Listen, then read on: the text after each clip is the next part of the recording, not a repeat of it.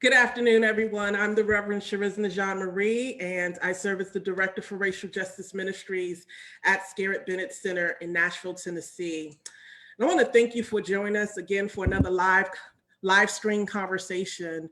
And this week's discussion is entitled Symbols, Statues, and Flags, America's History and Hate Tales. And our all-white male panel are here as co-conspirators to lead us in this discussion. Before we get started, I want to pause to acknowledge another emotional week. This is really a trying moment for this country, specifically the Black community. I saw a post that read earlier, most Black people are emotionally exhausted, scared, crying in between meetings and Zooms, putting on a performance, mentally checked out. That resonated with me in many ways. This is really a trying time for this country, specifically for the Black community. And this hour, I believe, calls for co-conspirators, people who are invested and actively working towards dismantling white supremacy in every which way. One of the ways to be a co-conspirator in real time, practically, is first simply to breathe, take a breath, and to be reminded of your humanity. Because it is in acknowledging your humanity that you're able to honor and acknowledge my humanity. So breathe. And for white people, let me encourage you and invite you to stay in your communities with your family and friends so that you might have the hard conversations on racism in your communities. It's to talk to your church members, your co-workers on their behaviors, their comments, and to do your own work and equipping yourself with knowledge on what racism is and how it works systemically, organizationally, interpersonally, politically, and so on and so on. You can write letters. You can write letters to your elected officials on police violence and killings. You can call on your pastors and spiritual leaders to plan more conversations on anti-racism and to plan direct actions in your community that will dismantle white supremacy there. And to my Black community, you too are invited to be co-conspirators. Your role is to invest in our healing in our communities. Find some time each day to practice some healing rituals, whether it's doing some breathing exercising, turning off social media and all kinds of media for a moment, just to breathe, to exercise, talking to a therapist, a friend, a mentor, someone you trust. The point here is doing something that invests and contributes to you moving towards healing, not just for yourself, but for your community. This kind of healing has generational impact. That too is very much part of what it means to dismantle white supremacy. It is the kind of resilience that affirms our humanity. And let me remind everyone to vote. November is up the street, and what happens in November will determine our future 40+ years from now. Educate yourself on the ballot and vote with the kind of conscience that reflects a love thy neighbor ethos. A love thy neighbor ethos. So much is at stake, and it will take all of us to do the work that works towards the change we all hope for. So again, thank you. Thank you for being with us today. I want to introduce our moderator, Alan Maxfield Steele, who served as co-executive director, the Highlander Center. And as always, you are invited. All of you are invited to share your thoughts and questions in the comment section on our live stream.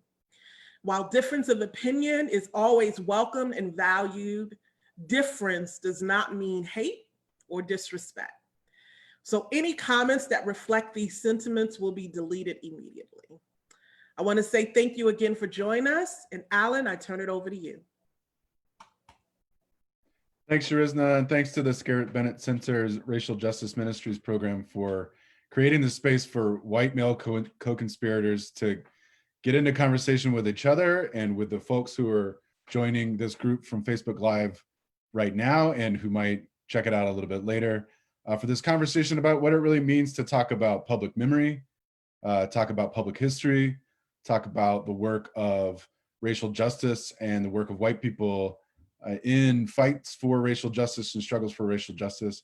But also, I think it's no small thing that folks on this call are members of the clergy in the Christian church, a variety of denominations of the Christian church, and also have been coming at work in the region of the Southeast, at least, for numbers of years around questions of white supremacy, the intersection of that in the church, the intersection of that in our communities that we're representing, and then also the work of that right now in this particular moment and how we can bring all of those parts of our identities to bear on this problem, on these different kinds of problems. Like Reverend Sharizna said, just this last week, we saw not only another uptick, I should say, in anti-Black state violence, and we've also seen the Black National Convention over the weekend, organized by the Movement for Black Lives Electoral Justice Project. It's the second Black National Convention in the last 40 years. It's a very historic moment. So we're seeing the tensions, we're seeing the amazing power of people getting organized and working together to carve out new paths. But we're also continuing to see the death-dealing nature of state violence against people that's propagated by not only the histories of policing and histories of white supremacy culture in this country and on this land, but also in the symbols and statues and stories that we tell ourselves that help to perpetuate those things. So without further ado, I'm going to go ahead and start doing some introductions. I'll introduce myself first, and then I'll turn it over to our other panelists to just say a little bit about, like, why are we on this call? Like, who are we as these white male co-conspirators? And why did Reverend Sharizna and Scarritt Bennett Center Racial Justice Ministries program reach out to us, these random white dudes on this call? My name is Alan Maxfield Steele. I'm clergy in the Christian Church Disciples of Christ. I was ordained right in the state of Tennessee, in Nashville, Tennessee, at Vine Street Christian Church, a place where I have still close friendships and close relationships. Also had the privilege and honor of working with Scarritt Bennett Center a few years ago before I joined the staff of the Highlander Research and Education Center in East Tennessee, which is an 88-year-old organization that functions as a school for movement building and grassroots leaders across the South, nation, and the world. But before all of that, I was a kid in the military brat. My dad was an Air Force lieutenant colonel, mental health social worker during the Cold War, joined the Air Force or Army and then Air Force during the Vietnam War, and moved our family around a whole lot. And so you don't hear the Southern accent in my voice, but my people are some of the earliest white colonizers of the Southeast in places known as Georgia, in places known as Virginia, in North Carolina, and even parts of South Carolina. And so for me, a lot of the work that I do today is grounded in a recognition of the responsibility, which is different than the guilt, but the responsibility to be accountable to the long legacies of white privilege and white superiority and white supremacy culture that I've benefited from and that my people have benefited from. But recognizing that in order to be fully human and in order to give way for my son and my children and my people to actually liberate themselves and be a part of liberation struggles, I had to recognize that, there's a lot of work to be done about the historical wrongs that my people come from, that my people enacted, but that there's work to be done about what it means to do healing work in our own communities and also to do liberation work alongside our Black and Brown and Indigenous brothers and sisters across this country and across this region. So that happened over a whole series of events in my life where there was a lot of folks who invited me in and called me in. And there's also just some deep commitments that I think we as people of faith, people of Christian faith in particular, have some reckoning to do and some reckoning to deal with around, what are we faced with? We're faced with different paths moving forward. And I think in this moment, in this very historical moment of over 2020, we saw a lot of intersecting crises and we have some moments to get our people on board with some of the work that we got to do. So that's what this call is about. I'm really glad to be a part of it and an honor to moderate it, and help moderate it, I should say. But I'm going to go ahead and pass it to Mike to go ahead and introduce yourself. Mike, tell a little bit of your story as to why you're here today. Sure. Thanks for the introduction and the chance to be here. I am a United Methodist pastor who serves in Dallas, Texas. I'm the founding pastor and executive director for Union Coffee, which is a 7-year-old new church start, which means I guess I need to start using the word new a little less often, but still in the grand scheme of the Methodist Church, that's brand new. So it's a 7-year-old new church start that where we operate a coffee shop as our site for ministry, outreach, everything else. I come to this conversation both as the leader for that congregation, as well as someone who serves on the steering committee for Dallas Truth, Racial Healing and Transformation, which is an incredible organization here in the city of Dallas that works for narrative change, policy change, and also racial healing within the city. And so it's through a lot of those conversations there, through involvement in city matters in the city of Dallas, through organizations like the Mayor's Star Council, that have really opened my eyes to a lot of the matters of racial inequities that exist in our world. And quite honestly, have come to this work because of a lot of hard conversations that have taken place around Union. We established Union as a place that we thought was holding space for folks who are marginalized. Very early on, a lot of the folks who are part of our congregation identify in the LGBTQ spectrum, and we told ourselves a story for a while about how we held space for people wherever they are in life. And over time, some hard conversations emerged around the time of July 7th, 2017, when in the city of Dallas, 5 police officers were gunned down shortly after a protest following the death of Alton Sterling and Philando Castile. And at the same time that was happening, we were having a massive conversation in our own setting around race and racial inequities. And that led to a whole bunch of conversations within Union, and some of the folks in our leadership pointed out that we claim to be holding space for everybody, but we're actually holding white space for folks who have been marginalized.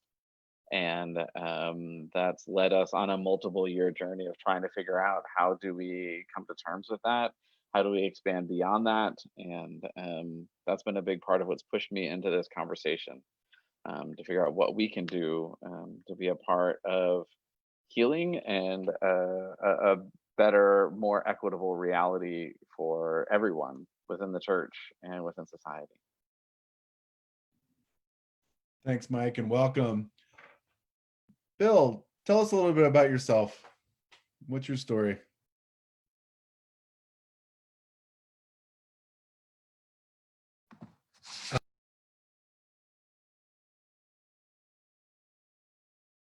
I'm afraid you're still muted, Bill.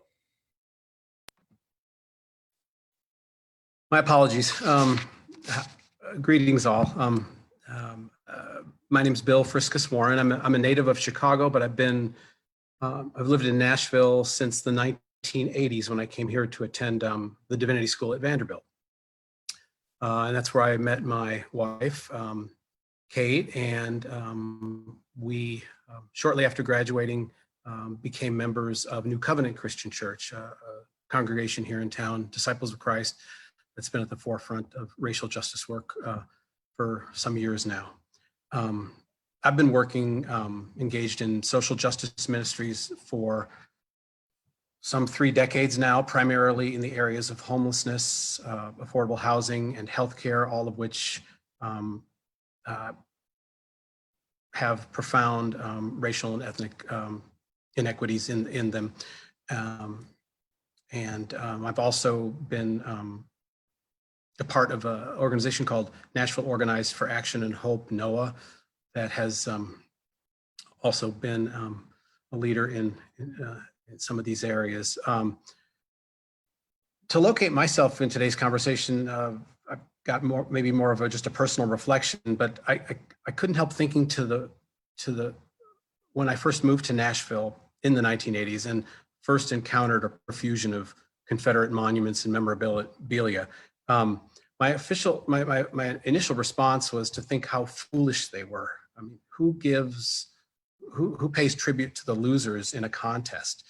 So that didn't quite add up, but maybe even more important and harmful in my case, I essentially dismissed the monuments as being my problem, or as having anything to do with me. I grew up in the North after all, and my ancestors didn't own slaves.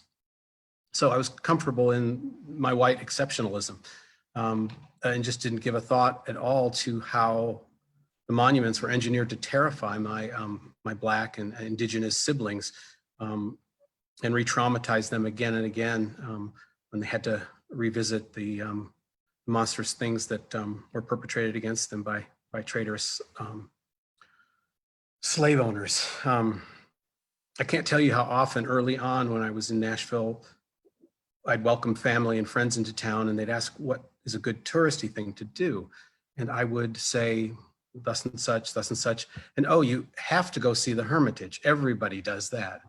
Didn't even think for a moment that I was promoting, lifting up a genocidal slave owner, and in a sense, giving a shout out to his ill-gotten wealth and plantation.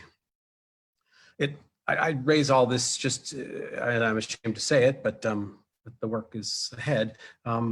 How much not thinking and how much white apathy and white silence can cause harm, and how important the work is that we are doing and that we have to continue to do, whether that harm was intended or not. So thank you. Thanks, Bill. And for folks joining us who maybe aren't as aware of what the Hermitage is a reference to, that's Andrew Jackson's home and former home, and is a commemoration to, like Bill referenced, genocidal work that Andrew did, President Jackson did, and committed, and one of the most popular tourist destinations in the region. Let's hear from Howard. Hi, my name is Howard Graves. I'm a senior research analyst with the Southern Poverty Law Center's Intelligence Project. Pronouns are he, him, his. To give a bit of backstory about our work at SPLC, we describe our approach to the various issues that we cover as being a three-legged stool. The idea that we fight hate, teach tolerance, and seek justice. In the Intelligence Project, I work on the fighting hate angle. So we're probably best known for historically filing lawsuits against organized hate groups and having some success, particularly in the fight against the organized Ku Klux Klan in the 80s and 90s. More recently, my duties look a bit, different than they might have in the past. You kind of imagine folks, attorneys in suits, in courtrooms. I spend most of my day infiltrating and documenting the activities of the organized right and extremist right online. And so in that, I will thank my co-panelists and our hosts for their patience and graciousness and allowing me to participate as a disembodied voice. One of the kind of interesting side effects of doing some of this work, and being a bit more confrontational with groups that we oppose, is that there are certain security concerns we have to take into account, and my family and my spouse certainly are appreciative of that as well. So I guess to kind of ground myself in this conversation, I come from a family that has pretty deep ties to American colonialism, slavery, and everything that you kind of picture with a history that is rooted in the Deep South. I grew up on land that was stolen from Creek Indians during colonialization. And I have family members who participated in the war against the Civil War. And so in envisioning my role in this, I was really taken with something that Sharizna said in a prep call for this panel today. In discussing this idea of co-conspiratorship, I was reminded of the story of Gabriel Prosser. He was a slave in Virginia in the 1800s. In 1800, he actually orchestrated a slave revolt that was intended to free slaves in that area. Gabriel Prosser, he's known by that surname because that was his master's name, folks back then probably would have just called him Gabriel, but Prosser, his vision was to be able to create an armed, organized uprising. And one of his plans was actually, his plan hinged on having co-conspirators who were, white folks, Methodists, Quakers, and Frenchmen, and they were explicitly laid out in his plans as, groups who were abolitionists and had been, the French, kind of prominently, did away with their slave holdings.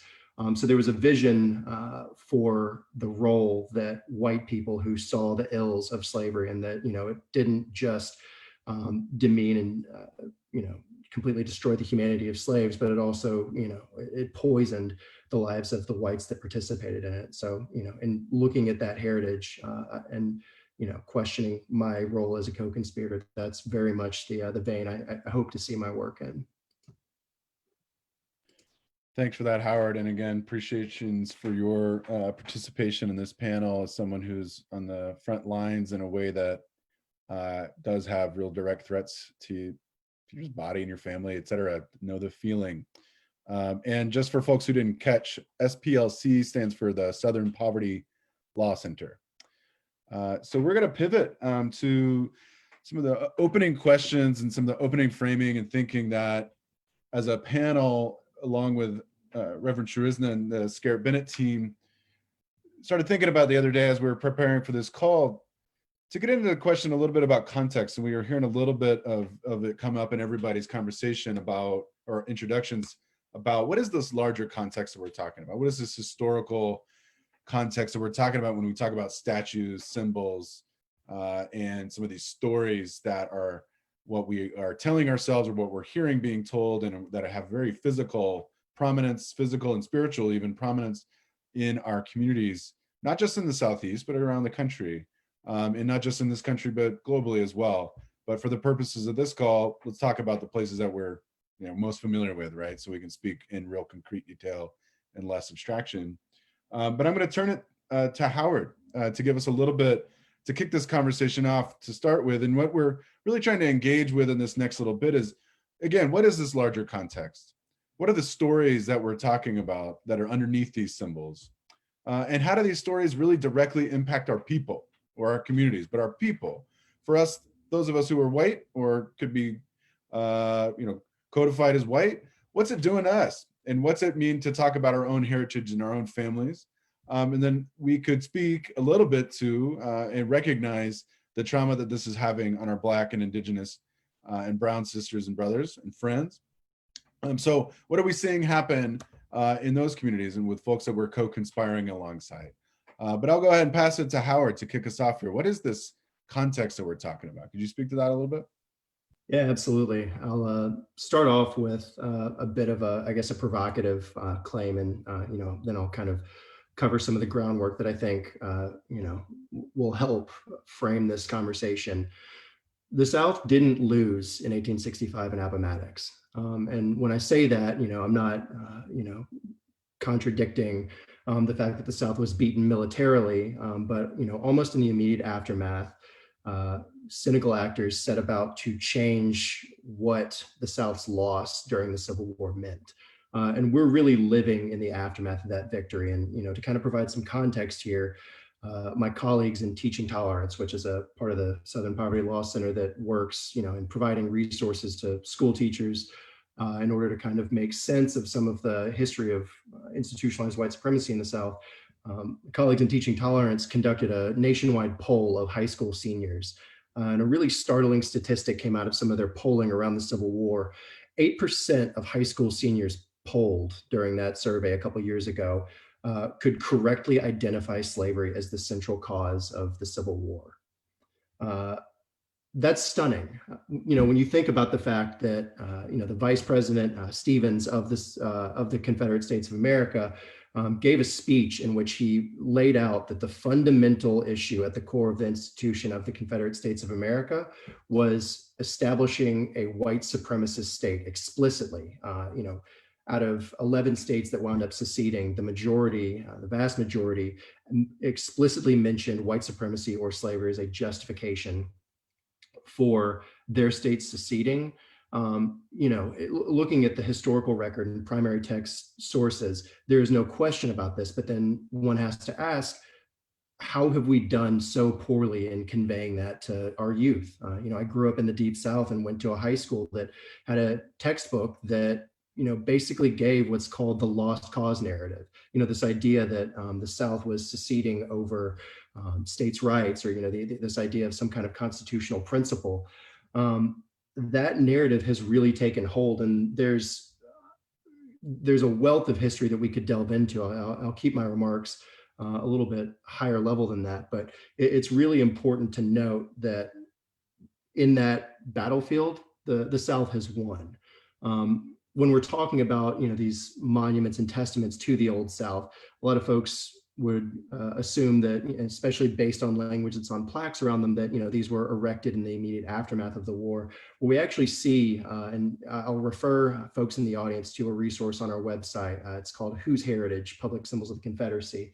It actually details, and it was the first census of its kind that actually attempted to lay out across the country, because this isn't just the South that we're talking about, the prevalence of monuments to the Confederacy. And there's an attached spreadsheet that will actually, allow you to look in your county, or, based on, if there's a Lee High School in your area, if that's named after Robert E. Lee.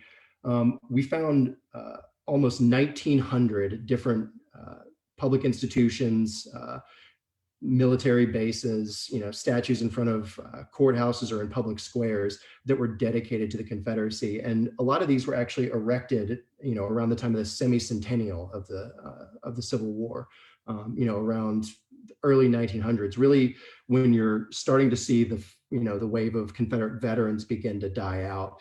There was a real attempt to reframe what those men had fought for.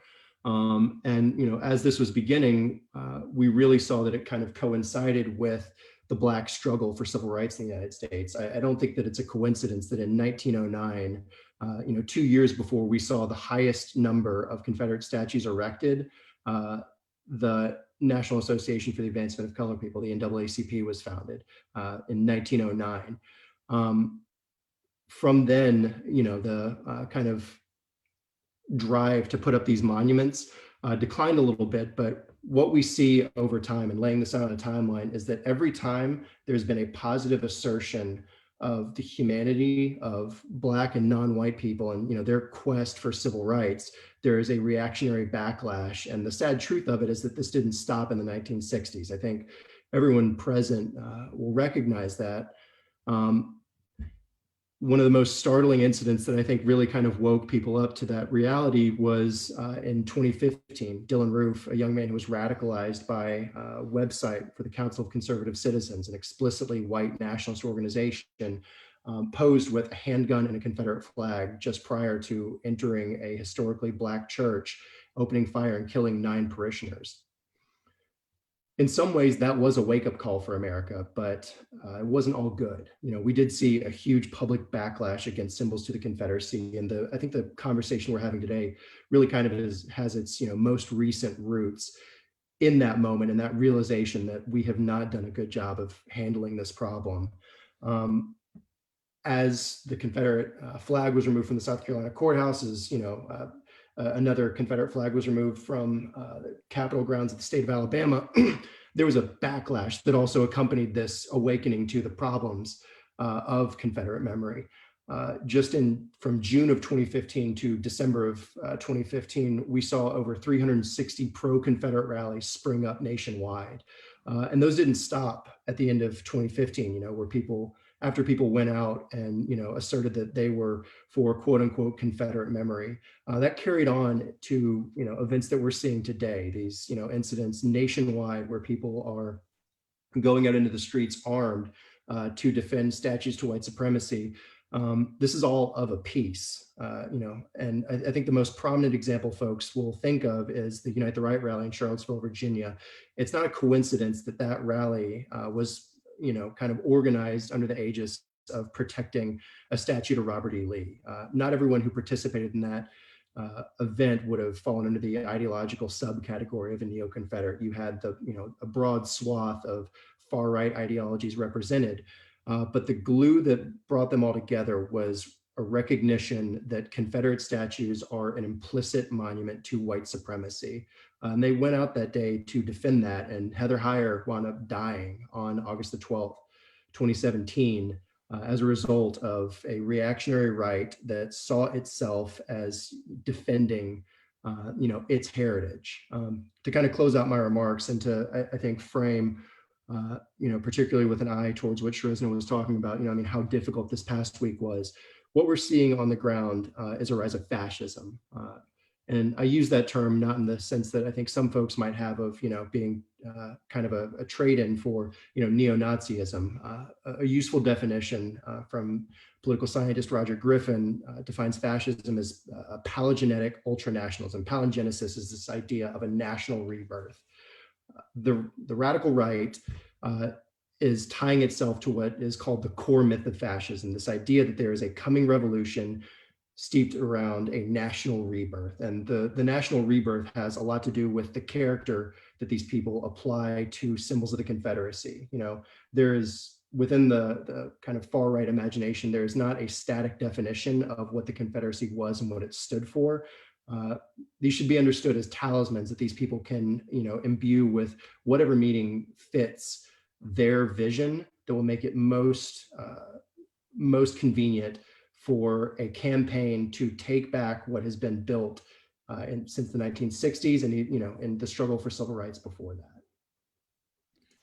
Thank you so much, Howard. And as a reminder to our guests on Facebook Live, join this conversation, right? If you're hearing a fact or you're hearing a story, if you're hearing a piece of the analysis that one of the panelists is putting out there, Howard just delivered some very, very powerful framing. And so thank you for that.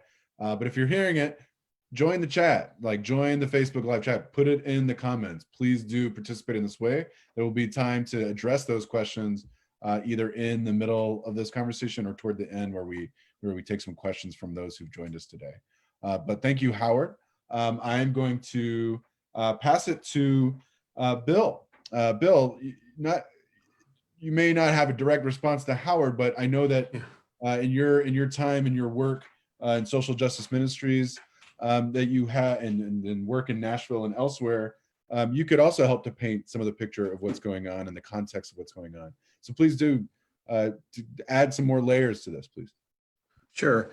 I guess I tend to come at this theologically, given my training, our shared training, and the stories that these monuments are attempting to tell are trying to vindicate or redeem a legacy that in principle can't be redeemed.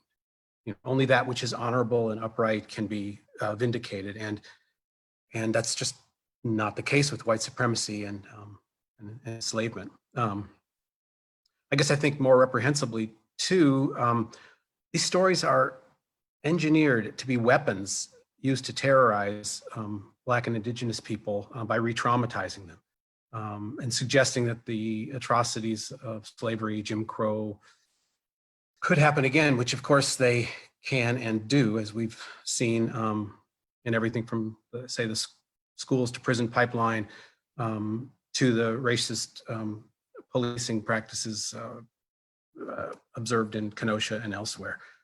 I guess I'm also struck by the toxic masculinity that oozes from these statues, from the whip-wielding rape culture endemic to slavery, to triumphalist impulses of patriarchy, capitalism. There's a hideous giant statue to Nathan Bedford Forrest on I-65 traveling north as you come into the city. And he is tall and erect on his horse and holding his sword as high as he can. And of course, he was the founder of the Ku Klux Klan and traitorous enslaver. But there's that sense of seeking to dominate, intimidate, and subdue, and it's something that continues today in these monuments and these memorials. Maybe most insidiously, though, for me, and I think Howard touched on this really well, is how these monuments and their stories twist an already twisted narrative to somehow make the Confederate figures that are depicted out to be victims, noble defenders of this, as Howard pointed out, lost cause. It reminds me very much of what we witnessed with the Republican National Convention last week, the spinning and spinning of toxic narratives that had no basis in reality. It's just unconscionable. Thank you, Bill. Appreciate that. I think one of the things that stood out to me about what you said, and then it layered on to what Howard mentioned, is that these are structures that are engineered. These are symbols that are engineered to replicate and to commemorate and to memorialize structures of terror, structures of oppression, and from the perspective of those who are building it, structures of celebration of something to remember, which I think is if we talk about remembrance, it's a very powerful frame theologically, at least for those of us in Christian contexts. I think that stands out a lot. And so I want to pivot to our friend Mike from Dallas, Union Coffee. There's something super powerful about, if I'm understanding Union Coffee, it's a coffee shop. Am I understanding? Yeah. So sharing the drink, sharing the meal, sharing together in a particular place. That's a form of remembrance that I can get down with. And I'm wondering too, if you could add some additional context to some of this question of remembrance as you come at it from your perspective of having spent time in Dallas for the last 15 years. Yeah. Well, to dovetail, I would love to talk about coffee any day of the week. But to dovetail off of what y'all were just talking about of the timing of things and like how these symbols are set up, right? In the city of Dallas, we have had two significant Confederate monuments, one to Robert E. Lee and one that included Robert E. Lee as well as some other generals and Confederate soldiers. That one was constructed in 1896, which is at a time that we really see white supremacy has always been a part of Dallas's history, but it was a critical point at that juncture too, right? So that starts to be constructed as this large monolith right outside of Dallas City Hall, so that it would literally cast a shadow upon the decision-making for the city. It was just a couple of years after that Dallas set redlining and segregation as official policies of the city of Dallas. And just a few years after that we encounter this horrific story of the lynching of Alan Brooks, who was a Black man that was accused of raping a white woman, a crime for which it seems he was incredibly innocent of.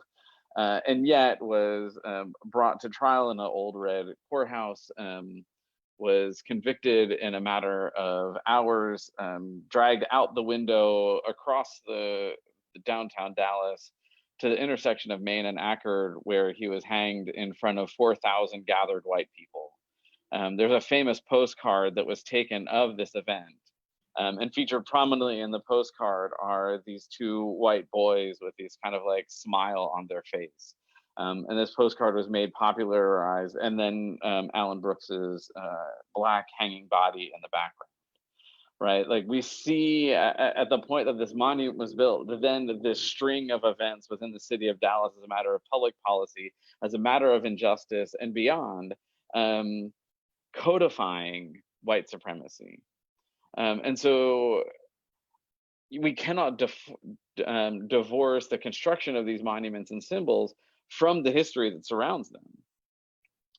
They weren't established by grieving, mourning mothers who were missing their children, or sons or grandchildren. It was at times of white supremacy's greatest rise, at least in the city of Dallas, that some of these things started to take place.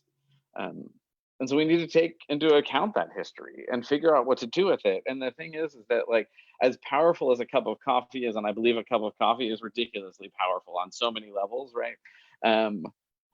I think we also need to get well past sometimes cups of coffee and dinners together become these agreeable white solutions of, well, okay, we're going to solve racial divisions and segregation and centuries of redlining by having dinner together. If only white people and black people could have a cup of coffee and share in conversation, then we'd realize we're more alike than different and everything will be fine. And these agreeable solutions are not sufficient to dismantle the work of law and policy that has been established within a city, within a nation, within the church for a very, very long time. And I bring the church into that too, because like within Dallas, I'm at least aware of, we carry this within the Methodist tradition.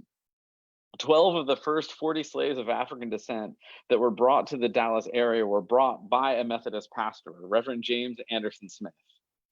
He ran a plantation that ultimately had as many as 40 slaves working on it. He doubled his acreage twice until it was a plantation of over 160 acres, and then used the proceeds from that land to build the first 3 United Methodist churches within, or then Methodist Episcopal Church South, within the Dallas area. Right. So, and he was lauded at his death by other Methodist pastors for his moral integrity. For how outstanding of a human being he was. And yet we can become aware that he wasn't just a religious leader, that the church wasn't just built upon his work as a slave owner and plantation holder, but also he was one of the first county commissioners in the county of Dallas, a county that's first bill of sale that's recorded was for a human being by the name of Jane Elkins.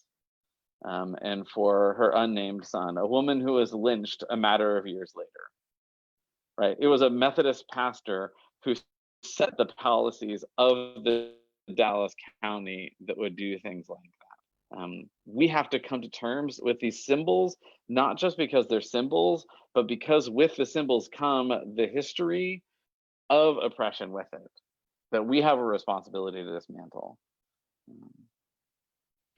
Thank you, Mike. I'm compelled by how you took it to some of the interior work, as we talked about it in the prep call earlier this week, that some of the interior work of these institutions that we're a part of, whether it's the church, like that some of us are more explicitly a part of in leadership, whether it's the nonprofit industrial complex that some of us feed and are fed by, to be quite frank, whether it's the just sort of the broader institutions of our civil society, the way that we have sometimes idolized policing, although we all know by now, hopefully over the last 6 months, that the origins of US policing were in slave catching, right? So like, how do we, or the going after of enslaved people is a better way to put it. But I think where you're going in terms of what you said earlier too, that it's not enough to simply move toward a meal to reconcile. Or reconciliation is not necessarily implicit, or even certainly not explicit in opening up the table, right? So and reconciliation isn't possible, right? Because reconciliation presupposes the assumption that there was a conciliatory relationship. Precisely. Right. And in America, there never has been between white and black. I mean, America was founded on a 3/5 compromise that baked into the Constitution itself is this notion that enslaved persons, translation, black persons in America, were held 3/5 the value of a white person. And so I think like it isn't just about reconciliation, as you well know, that it's beyond that. Yeah. Or even just to that piece around the 3/5 compromise, I was reflecting on that the other day, because it's often lifted up as, and rightly so, as a devaluing and a disrespect and a dehumanization of folks with black bodies, right? And in thinking about it, it was a utilitarian purpose for the slaveocracy, the absolute white supremacist regimes that gave birth to some of the states that we're all living in.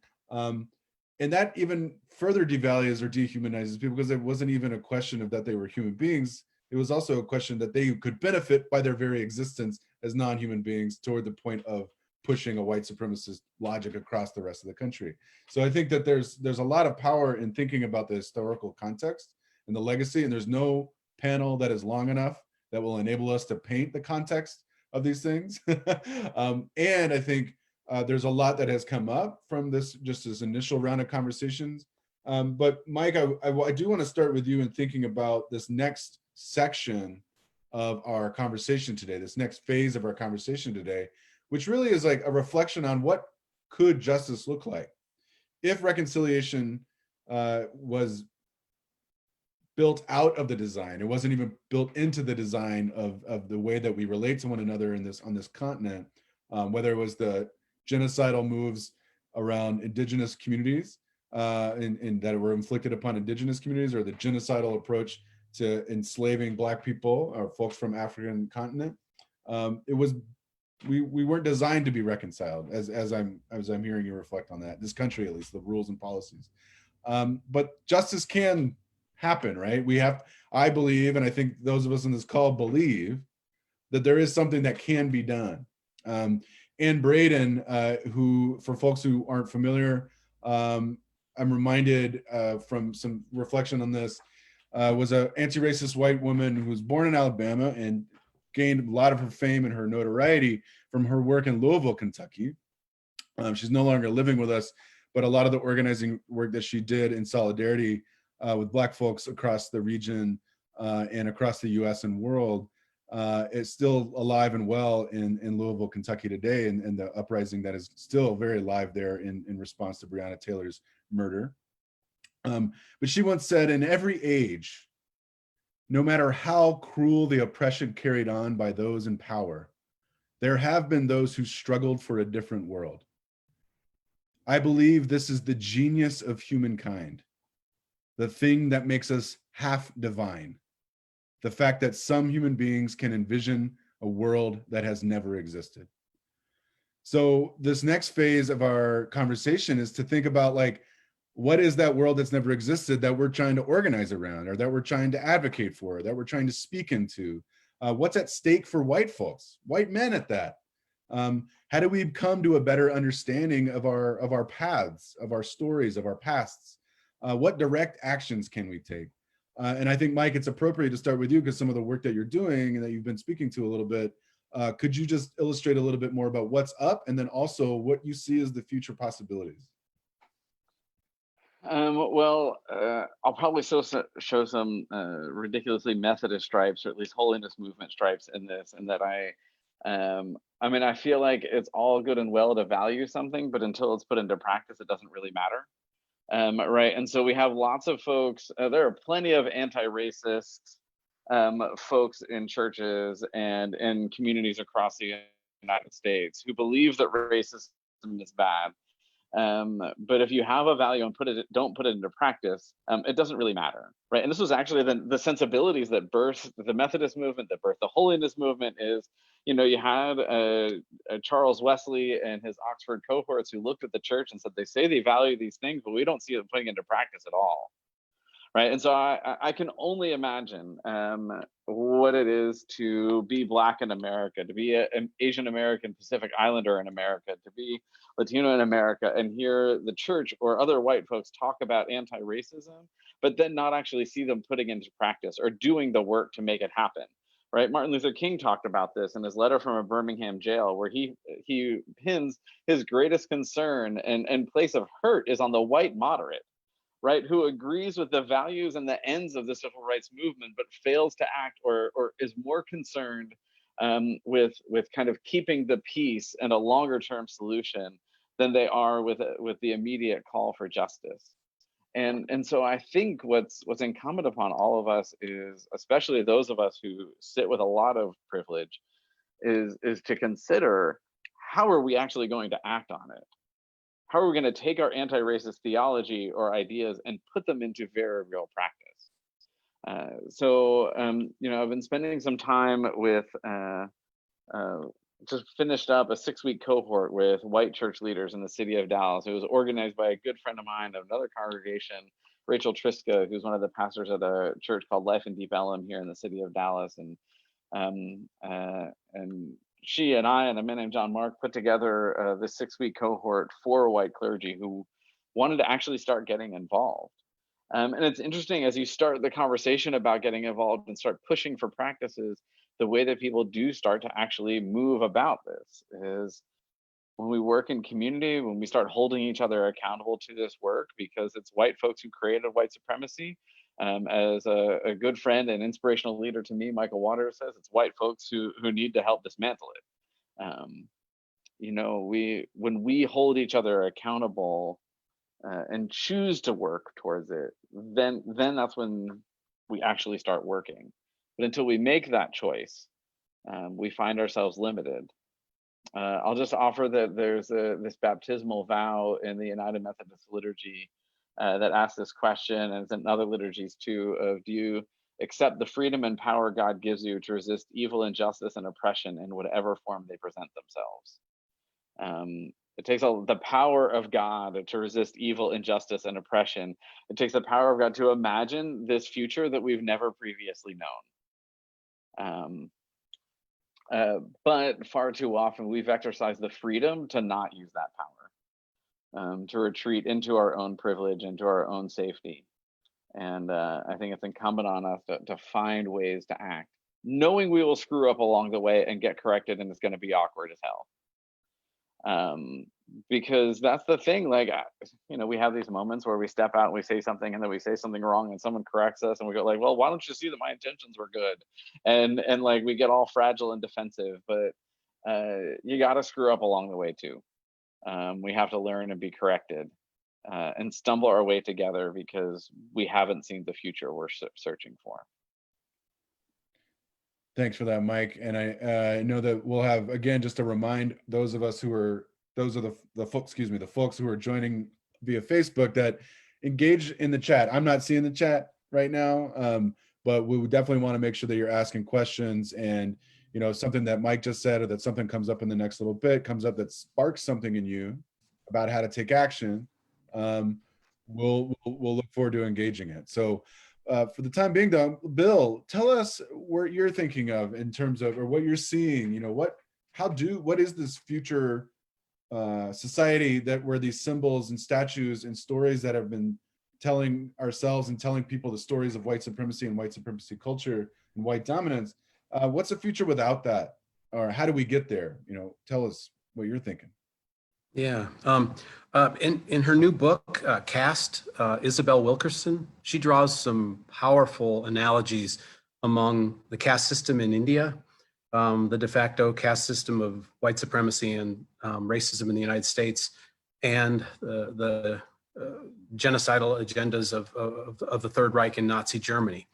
And tellingly, she reports that whereas there isn't a single monument to a Nazi official or officer in all of Germany, and where Hitler's grave has literally been paved over and erased from the face of history, face of the earth rather. As of 5 years ago, there were 1,700 monuments to Robert E. Lee in the United States. Germany, I think, could teach us something here, and not just about decolonizing our public spaces, but about reparations, which not everyone likes to talk about, but they've instituted a fairly sweeping system of restitution and redress. And you know, of course, the historical reckoning that we're talking about here with monuments and public spaces and memory, that's just, you know, the beginning of the beginning.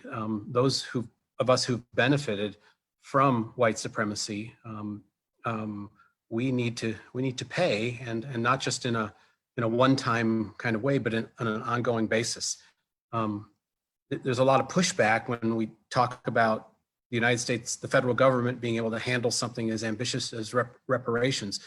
But as we just saw with the stimulus package and unemployment in the wake of the pandemic, the federal government was pretty nimble, and that was a really major undertaking. So we really need to, I think, get serious about this conversation about reparations and start, to borrow from Mike, you know, imagining what that looks like and how that can be done. You asked kind of what's at stake, Alan, and for me, it's our very salvation as white people, as human beings generally. I think that our redemption is something that is collective or corporate in nature. In the 1970s, addressing the the dual oppression of racism and sexism that Black women and girls face. The women of the Combahee River Collective, Audre Lorde was one of them, said that no one will be free until Black women are free. And Dr. King said something, minus the gender reference, about a decade before that. At my church, we sing a song often where the refrain, to paraphrase, is, "We need each other to survive." So I think if we kind of yoke our hearts and our imaginations and our ingenuity around some of this work, the change is possible. Maybe on a much smaller level, talking about things we can do differently. The content that we consume, the music we listen to, the movies we watch, the books we read,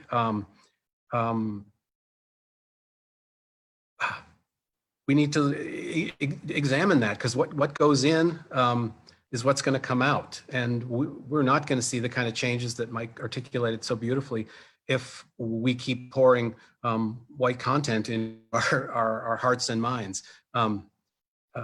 The essayist Tressie McMillan Cottom, she, in her book Thick, has an essay where she looks at the Twitter, who a number of prominent white opinion writers in the United States, who they follow on Twitter. And David Brooks of the New York Times she looked at, and of his 330 some odd Twitter accounts that he followed, she found that 6 were women of color. So you're going to get what you consume. That inspired me to.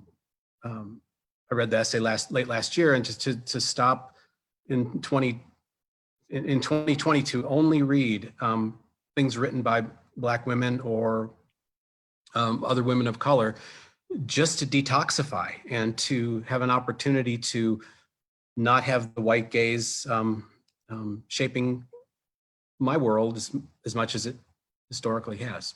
So I think that's a nice to dovetail off both the things that you lifted up there, Bill. Of kind of, there's an input that comes from the world around us. As I want to just kind of turn it back to the church for a second. There's an input stream of kind of whiteness that's a part of the broader Western culture and American society. And so in the church, if we want to try to create something that gets beyond that, we have to be aware that these outside influences are always going to creep in too. So we have to be extra vigilant, right? So for example of that, in Dallas, most of the big steeple churches, right, the ones that have very large attendance, that are much wealthier and therefore have a lot more influence and power in our area, are ones that have popped up in the suburbs. And they didn't just pop up in the suburbs at a random time, they popped up in the suburbs in the midst of Dallas's greatest movement of white flight, right? Because Dallas didn't integrate, despite the fact that Brown versus Board of Education was 1952, Dallas didn't integrate its school district until it was sued in the early 70s. And then people in the late 70s and early 80s started flooding to this region called Highland Park Cities, and then also outside in the northern reaches of Dallas suburbs. And so, of course, the church followed suit, and the entire church planting movement in the suburbs is built largely on white flight. So even though it wasn't the church said, like, let's create churches for white people or anything like that, by following that movement, it then has infiltrated the church in a way that has raised the voices of white congregations and white resources over others. And so I think, like, as we talk about reparations, we need to think internally to the church, who has benefited from systems of white supremacy within our churches, giving unjust voices to certain groups, and then who has lost significantly because of these systems that are a part of American culture, and are there ways to balance that out? Thanks for that response, Mike, and for bringing up that conversation of reparations, Bill. There are definitely a lot of movements going on right now. For folks who are interested in some conversations in the region, reparationssummer.com reparationssummer.com is a way to understand some of the broader Black liberation, 21st century Black liberation movements take on reparations. And I think that the role of the church, particularly as it pertains to land, and particularly as it relates to accumulation of wealth and power, really goes part and parcel with the way that as white folks and white-led institutions, we could have some real powerful conversations around reparations in this moment. So thank you for lifting that up and teasing that out some more. To wrap up this section though, I do want to pivot to Howard. If you could share a little bit more of, you're in the front lines in this particular way. You see a lot of some of the, quite frankly, some really scary shit, Howard. And so I know that there might be just some days where you're like, I don't know if we got a future, y'all. But lift up for us what some of the future visions that you're seeing that are possible, either through your work with SPLC or your work as a Southerner who's been doing this work for a really long time. Yeah, absolutely. I'll center my response around a bit more what I think we're combating, and then tie that into, particularly some of Bill and Mike's remarks, especially as it concerns to the media ecosystems that we all exist in, especially with an eye towards how we as white men can be cognizant of the ways in which those reinforce bias.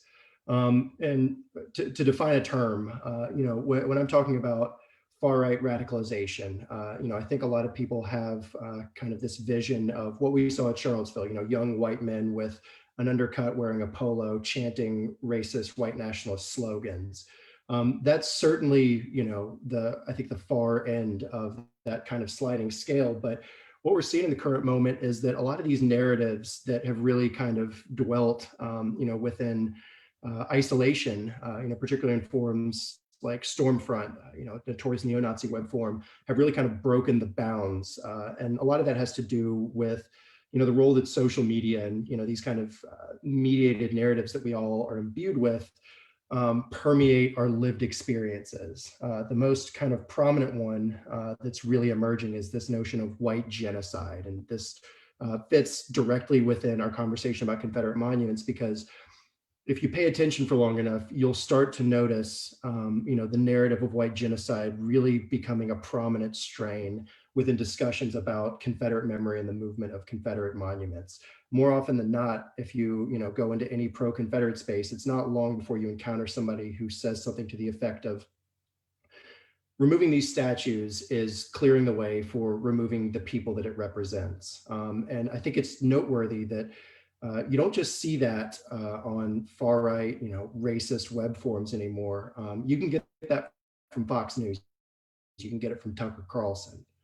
And this idea of white genocide is particularly dangerous because it's a fundamentally apocalyptic view of the future. And it's one that tells, in particular, young white men that they're approaching the end times, and that the very identity that they have as individuals and the community that they want to be a part of is actually being attacked. And it doesn't stop there. It gives them a purpose. Their purpose is to resist that. All of these incidents of stochastic, kind of what might be perceived as unpredictable acts of violence, they stem out of something that's being fed to these people. I mentioned the role that social media plays. And there's this idea that there's these sort of algorithmic pipelines, and you take a young impressionable kid on one end, spit him through an echo chamber online, and out the other end pops a Nazi. That's I think a useful heuristic for establishing a groundwork. But I mean, really what's actually happening there is an iterative process with personal buy-in. Nassim Taleb has kind of talked about the idea of skin in the game as something that drives people towards action. And what we see with radicalization, of all varieties, but particularly in this conversation, of individuals who are glomming onto far right talking points, is that they are fed something on social media repetitively, by not having those other voices from other racial and identity caucuses present in their feed. They start to stew in that, but it doesn't just exist online. They go out into the real world and experience events similar to what the rest of us experience, but with that added context informing how they respond to it. and then they go back online and they, kind of share those narratives with other people who are, within those closed spaces, or, I'll call them, it's easier to think of it as a membrane a lot of times rather than a closed space, because there's points of egress between different forms of social media. But these folks are going, and individuals who are on a radicalization trajectory will share things that reify and affirm one another's beliefs in particularly white genocide. And then the process continues, and as that continues, these individuals see increasingly violence as a response to that. So to get, I think, to the original question of what's the cost for white men in particular, and where do we go? I mentioned that my role in this is, I think, it can be described as being a bit more adversarial. A lot of the product that we put out seeks to inform the public, and within that, we use naming as one tool. If there's a person who is prominent and has skin in the game, then we want them to take responsibility for their actions. If someone's spreading this propaganda, within that, there's an entire discussion to be had about, well, what do you do with somebody who has, marginal skin in the game, marginal buy-in? If you see somebody who is undergoing their own kind of radicalization journey, what is my role when I see one of my peers who's experiencing that? I think everybody's tired of kind of Silicon Valley, like tech jargon, but I'll borrow a phrase from that lexicon. I see my role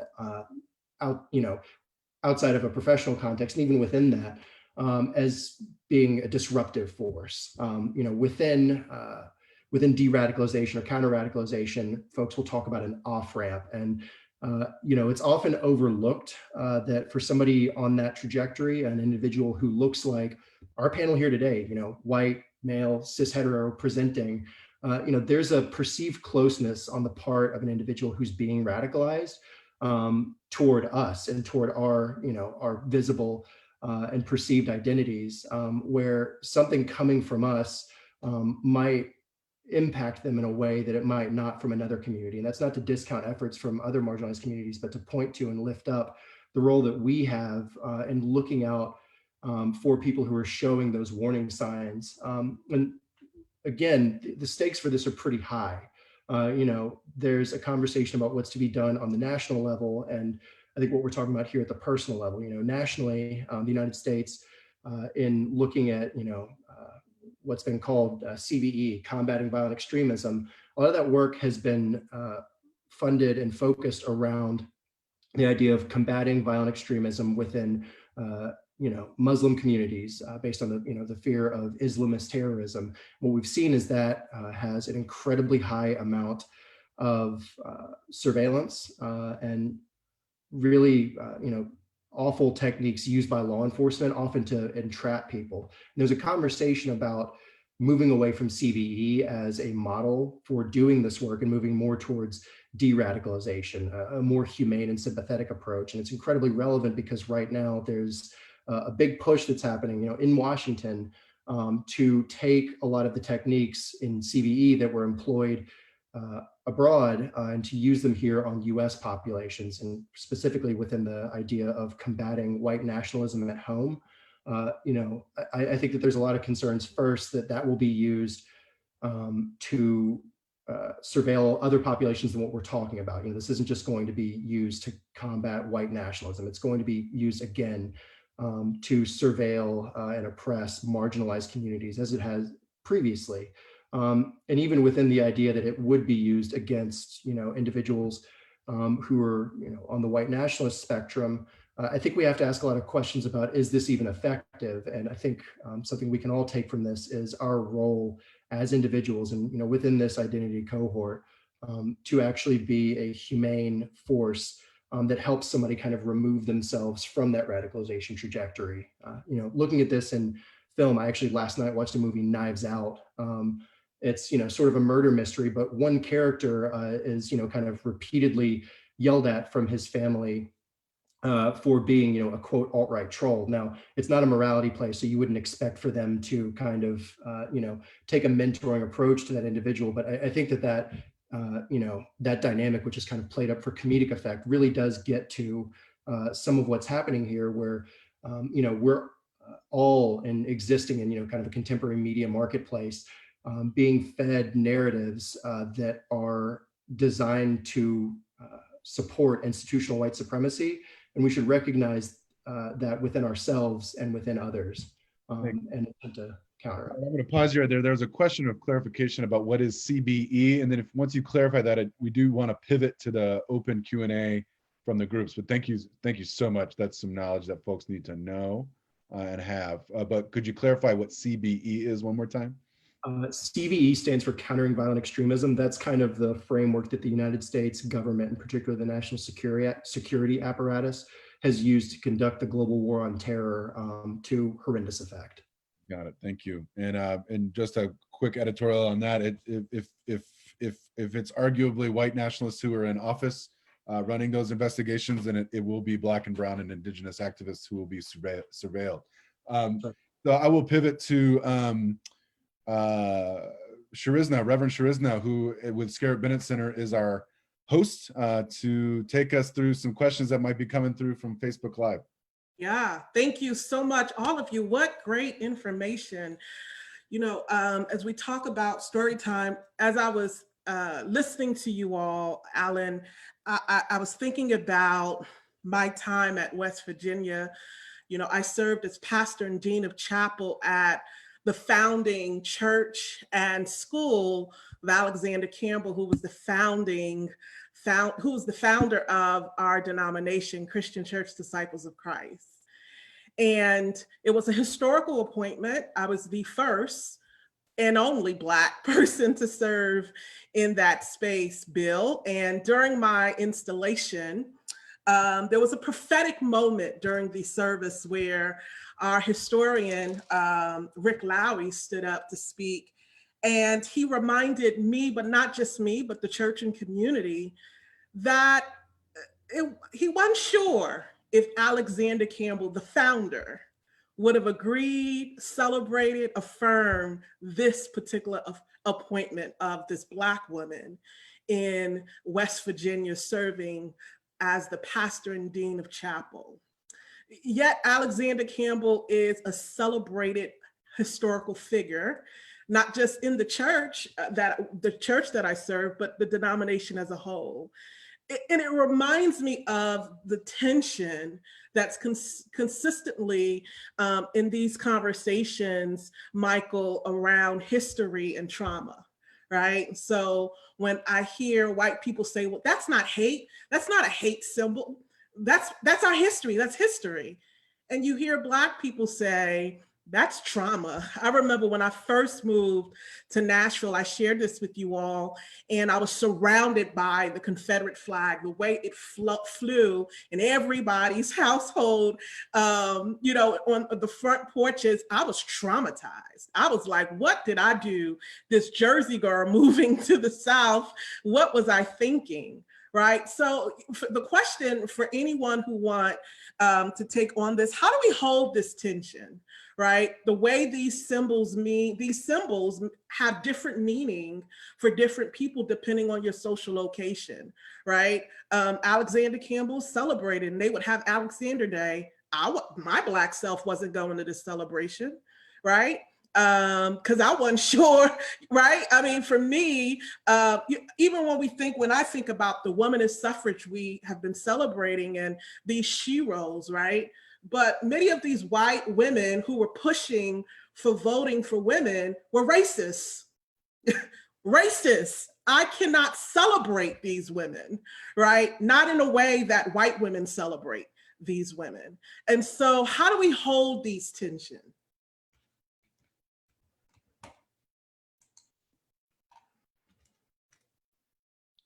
I mean, I think one of the things that's important is to not be jerks. There's a right, like one of the things that we're taught as pastors or people involved in ministry is to be attentive to how different people will receive the things that we're saying, right? We're taught to preach by exegeting not only the text, but the congregation to whom we will preach, right? And so if there is a symbol that inspires terror for somebody else, even if that's not your intent or the way you receive it, we need to honor the fact that there is terror there, on the part of some folks, right? Like it's always baffled me from the very beginning, the people who pushed back against Black Lives Matter as a movement or even as a statement, right? Because, I mean, first of all, saying Black Lives Matter isn't saying that, like, so let's kill all white people or white lives don't matter. But I think the base level empathy response should be, hold on. There's a group of people in America who feel the need to remind everyone else that their lives matter. Mm-hmm. Right? Like that should be a moment where we stop everything and try to figure out what is at stake right now. Right. Because I don't want to live in a country, I don't want to be a part of a church where people feel like their lives don't matter. I mean, Paul talks about this, and when he talks about the body and certain parts of the body feeling like they're disposable or they don't matter, and those are moments for pastoral stop. Figure out what's at stake. So if someone encounters something as a symbol of terror, regardless of I don't know how I receive it, or we could argue about the motivations of those who created it, we need to have at least a conversation and see what's at stake in this. Don't be dicks. I also think it's important for us to acknowledge how we tell history in this country, how we retell history, right? How we whitewash history to make it comfortable for white people. Indeed. It's happening, Michael, we talked about this, it's happening in the curriculum in Texas, right? All over the country, right? So for me, I often say part of this work of racial justice, anti-racism work is to tell the truth, the whole truth, the full truth of our history, even when it makes people uncomfortable, and right? The truth will set us free, even if it makes us uncomfortable. That's right. That's right. Michael, there's a particular question for you from the audience, but anyone else can also answer. It says, Mike, you mentioned an inappropriate, fragile response to correction. Do you think there is an appropriate versus inappropriate approach to correction when people help in a wrong way? Do you feel there is a positive way to respond to harsh correction? Or do you believe there is no bad way to correct or be corrected? Maybe I'll just speak to the way to be corrected or a positive attitude towards that. As a Jersey Italian, there are a couple of things that are important to know about my people. One is we are a loud people. Two is we are a people that eat a lot. And three, we're a people that argue with each other. Right? Like my family, if you come to a family gathering, there will be yelling. It's just built into it. But buried within that is a deep love and trust for each other, that we argue with each other because we know we love one another, and that we can argue with each other and then still take care of each other and eat each other's lasagna and watch each other's children, right? Like that's not up for question. So for me, when I receive correction, I try to take the same mentality that I take with my own family, which is if someone, especially a person of color, is going to take the time to correct me, they must be seeing something of value in me that is worthy of correction.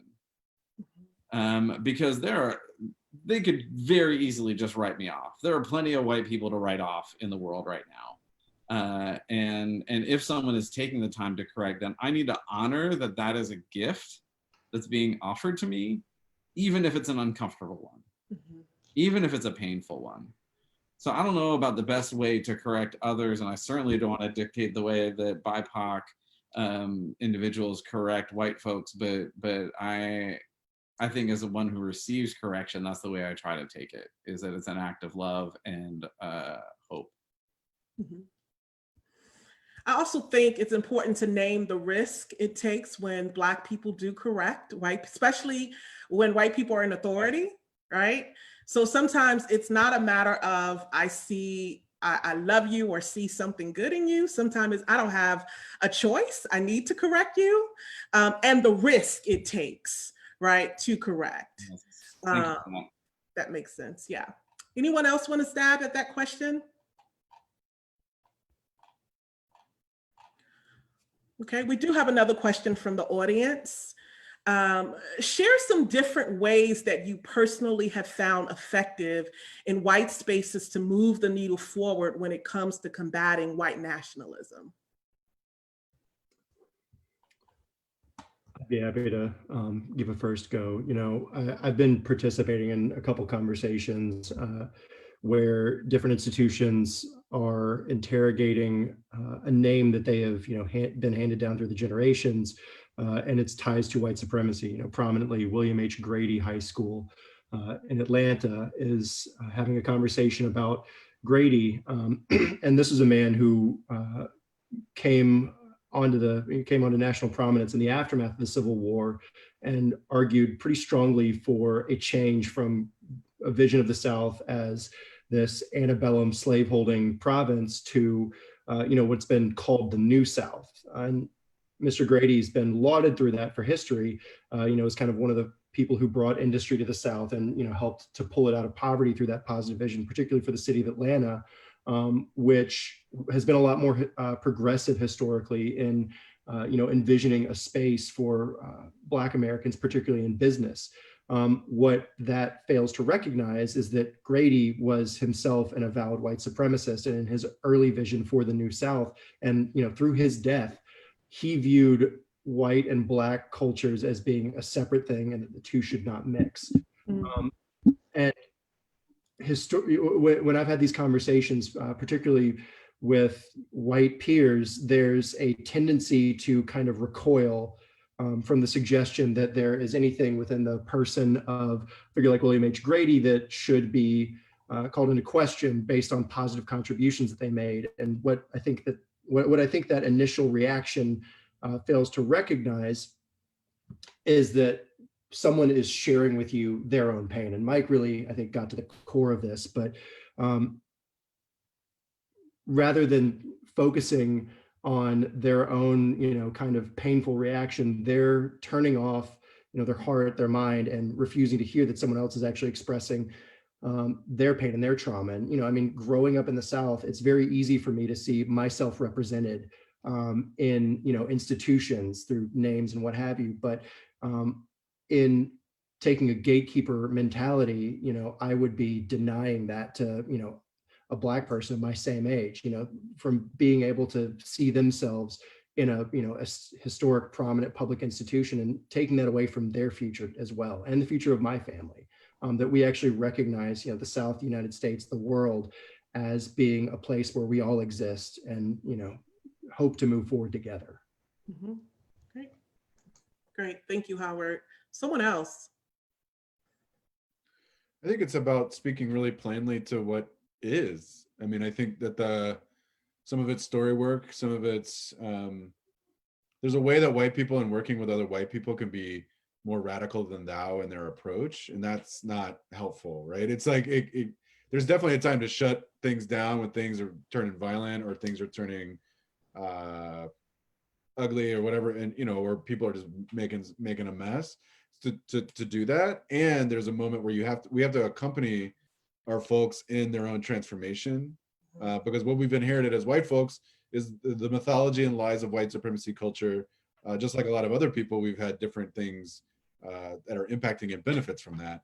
And I think there's an awakening that goes on in that transformation. It's not the responsibility of others to initiate or to accompany that awakening. It's awesome if it happens. It could be.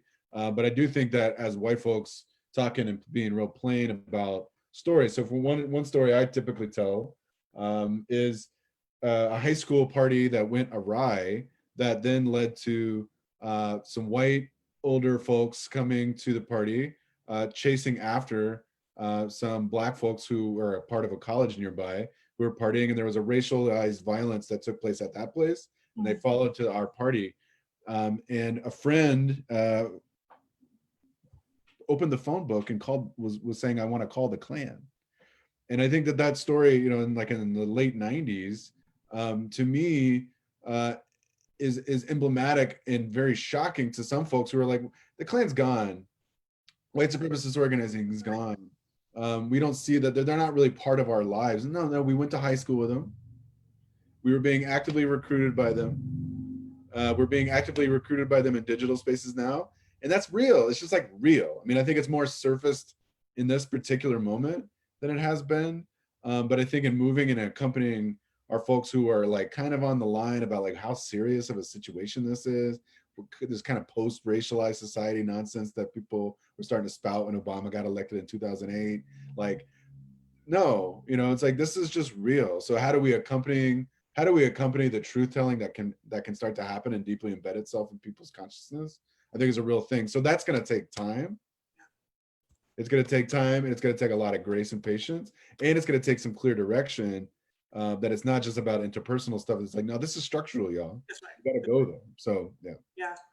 Yeah. And I think because white people are not used to being racialized, and so these identity caucuses, right, make white folks nervous, right? So we started our framework at Scarritt Bennett Center with these two modules. White people need to stay in white spaces and do the work with white people. And it's like, what about, when do we get together and reconcile, right? We're quick, Bill, to move to that space of reconciliation, Mike, right? But, and when we think, Alan, about the Klan, there are really a lot of beliefs from white people, good white people, who think the Klan is folks who got these hoodies on. And I'm thinking of the shooter this week, Cal, whose mother brought him to, we're learning now, it was his mother who brought him to the protests, right? It was his mother who also had a gun, right? Who was working alongside him with these beliefs, right? That they had the right to be there and the right to protect property. And he literally shot and killed 2 people. It was his mother who taught him that, right? That came from a white household, not the Klan, right? And so I think it's important for us to have these conversations about what it means to do this work in white spaces. So, I wonder if anyone else have anything to say about the value of of identity caucuses in doing this work, why it's important for it, because here's the deal, Black people tired, and we too tired to have to tell you that you're a problem in this space, right? Yeah, two things quickly come to mind for me. There is one is, Black people have taken care of white people long enough. We don't need to impose it upon you any further. And then we don't need to re-traumatize you with our shit. That's right. So yeah. I would refer everyone in the audience to the story of Derek Black. I mentioned Stormfront, the White Nationalist Forum, earlier. Derek Black is the son of Don Black, who runs that forum. He's a former Klan member, mobbed up with David Duke. Derek was groomed as, a prince of white nationalism, hosted a white nationalist radio show down in Florida when he was a child, attended all the conferences, really was kind of being groomed as, the next era of white nationalism. And he's not today. And the reason that he's not is when he went to college, a Jewish roommate, knowing fully well who Derek was, invited him to Shabbat dinners and did this repeatedly and had these, positive interpersonal experiences with Derek over a period of months and years that ultimately wound up leading Derek to renounce the movement. I think that there's a model for all of us to see in that when, the worst possible avatar of this thing that we're talking about is sitting in front of you, and you view them as a human being, but more importantly, one who is flawed as we all are and is capable of change. Yeah, great. There's a comment from the audience. A suggestion from a previous Scarritt Bennett program was to say, do you know that what you just said is racist? I'm trying to find the courage to do that with family. Any words of wisdom for those who are really trying to do this work with their family members? What would you offer for those who want to do this work with family members?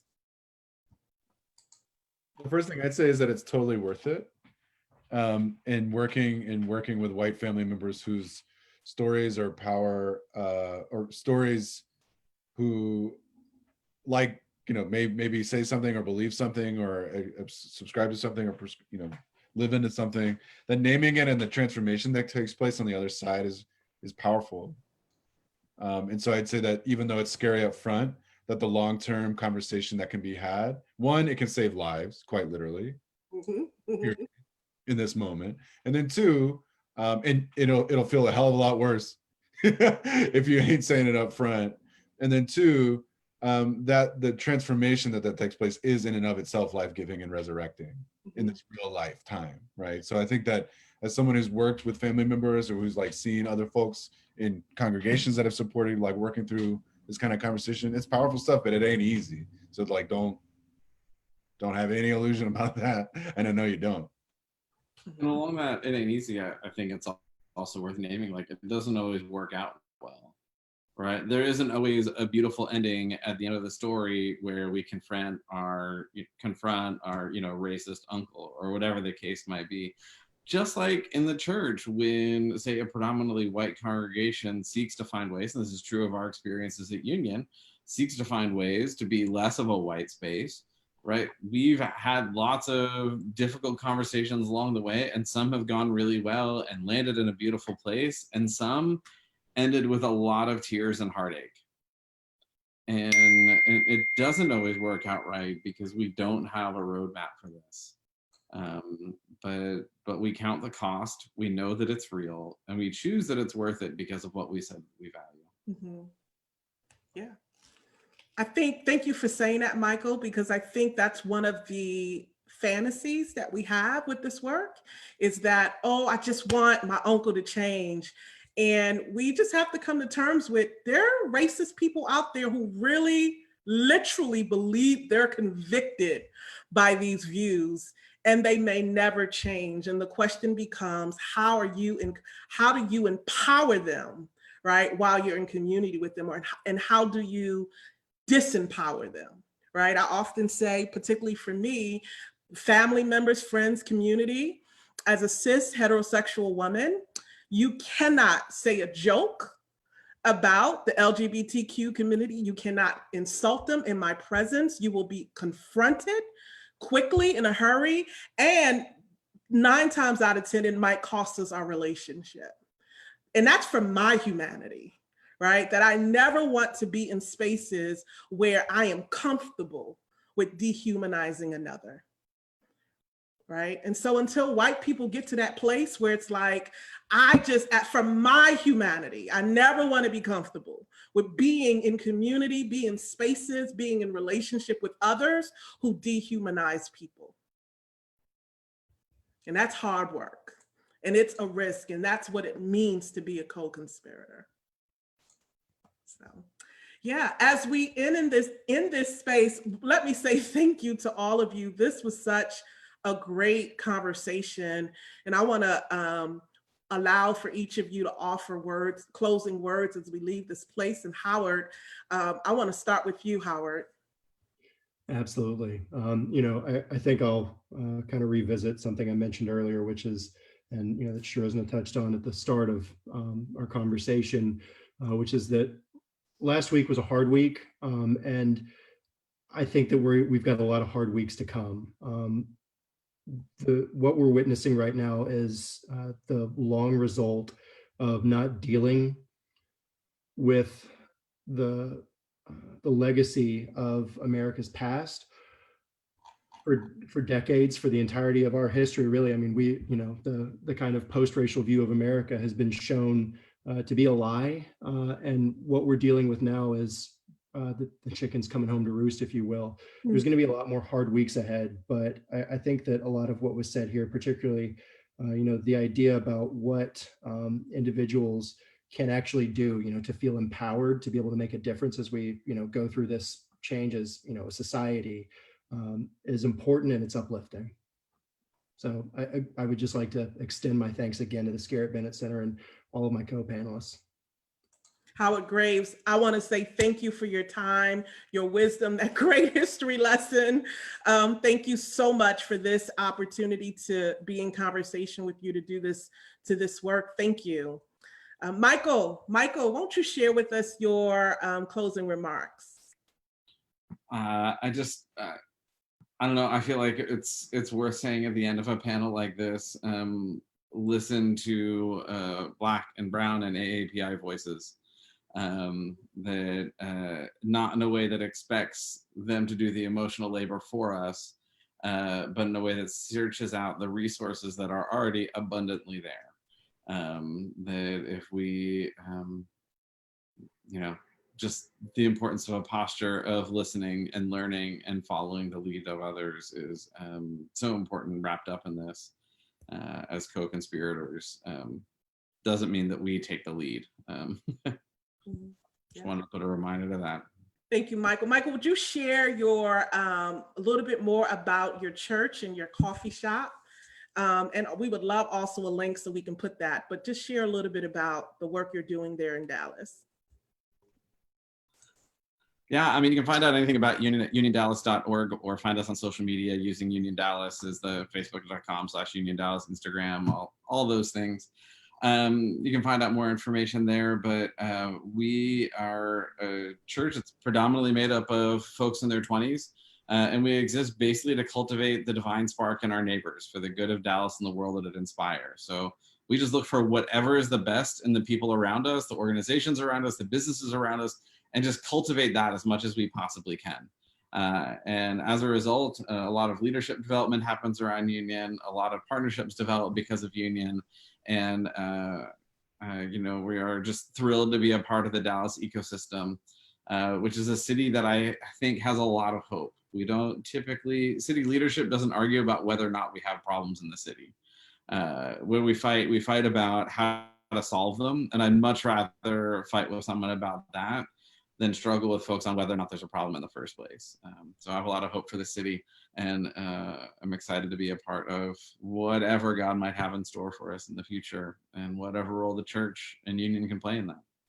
Right. Thank you, Michael. Really appreciate your insight, your wisdom, your leadership in this conversation. Grateful for you. Bill, would you share your closing remarks? Sure. I actually had something that I had planned, but I'm maybe thinking the better of it only because we've gone along a good ways here, and it's just been very rich. I just would like to underscore the importance of listening, the importance of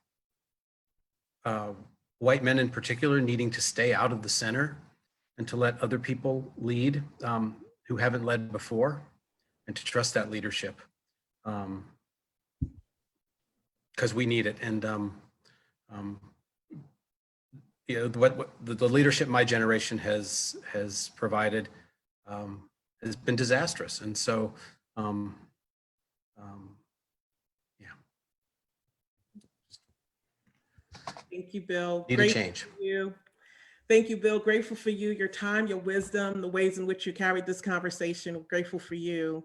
And finally, our moderator, Alan. Alan, won't you share your closing remarks as we leave this space? Yeah, thanks again to you, Sharizna, and Scarritt Bennett, and particularly the Racial Justice Ministries of Scarritt Bennett Center for moving this conversation and for inviting us. I think that what I tend to understand these kind of conversations to signify are that we have options about what we choose to remember and how we choose to do it. And that there has been a overarching series of decades and centuries worth of remembrance of a white supremacist regime that's been in power, that's very connected to one another, that's very well resourced, that is not just connected to the the former Confederate States or the neo-Confederate movement. It's global, and so the organization of these folks, these real live human beings who have money and families and kids and generations to come, are organizing and are moving policy at the interpersonal level, at the state level, at the municipal level. And so we are in a contest for what the future looks like. We are in the contest for what it means to survive and thrive in a region that has been, that is both beautiful and powerful, that we can't ignore the fact that the resistance and freedom and liberation movements that have been led by Black people and Indigenous people and brown people in this region with white co-conspirators from the past is something that's alive and well today. We're coming on the heels of the Black National Convention that was organized by the Movement for Black Lives Electoral Justice Project. Folks need to know about that. And white folks need to step up to the plate to organize those policies, to fight at the local level in this particular season and what's to come. So I get excited about conversations like this because it's an opportunity to share that information and to get into formation as white people alongside our Black and brown and Indigenous brothers and sisters and friends who are leading the way. So it's exciting. And it's still like Howard was saying, that there's going to be some fights to come. So thanks for hosting this space for us to talk to each other. Thank you, Alan, for moderating, for leading the way in this conversation, very important conversation this afternoon. To our audience members, we're grateful for you for joining us. If you haven't already, we want to invite you to like and follow our page as we continue with these conversations weeks to come. We would love for you to stay connected to us and we stay connected to you. Again, thank you for joining us. Many blessings, and we will see you next time. Bye-bye.